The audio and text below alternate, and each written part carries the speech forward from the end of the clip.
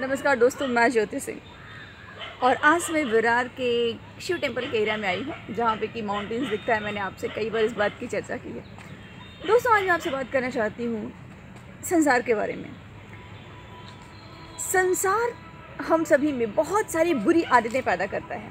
हम जानते हैं कि संसार हम सभी में बहुत सारी बुरी आदतें पैदा करता है, किंतु उनसे जो गलतियाँ उत्पन्न होती हैं उनके लिए वह कभी भी जिम्मेदार नहीं होता।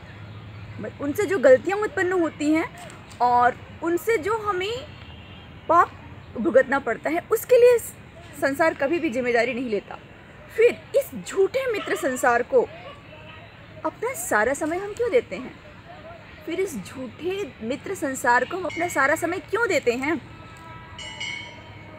दोस्तों, प्रतिदिन 1 घंटा अगर हम वैज्ञानिक ढंग से साइंटिफिक तरीके से मेडिटेशन करते हैं तो हमारा जीवन बहुत ही उच्च स्तर पर परिवर्तित हो सकता है और यह हम सभी के लिए एक बहुत ही बड़ी उपलब्धि होगी अपने इस जीवन को और अगले जीवन को संवारने में और इस धरती पर आने के बाद अपने लक्ष्यों को पूरा करने में। दोस्तों, हम सभी अपने जीवन में अपने परिवार, धन और सभी चीज़ों के लिए प्रयत्न करते रहते हैं और यह सभी चीज़ें हमें ईश्वर देते हैं।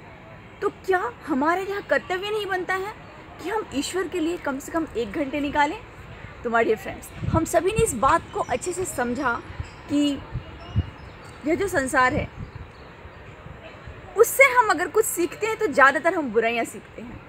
अच्छाइयाँ भी सीखते हैं, एजुकेशन भी हम संसार से लेते हैं, लेकिन एक समय आने के बाद में आप देखते हैं कि बुराइयाँ जो होती हैं वो हमें सिखाई नहीं जाती हैं, वो ऑटोमेटिकली बाय डिफ़ॉल्ट हम सीख लेते हैं। जैसे लोभ, मोह, काम, क्रोध, वामनस, ईर्ष्या, द्वेष, ये सब कभी किसी ने सिखाया? हमें नहीं सिखाया, लेकिन हमको आता है कि नहीं आता है। एक छोटे बच्चे को भी आता है, क्योंकि कुछ तो हम उसके पूर्वजन्म के संस्कारों से लेकर के आते हैं और कुछ इस संसार से सीखते हैं।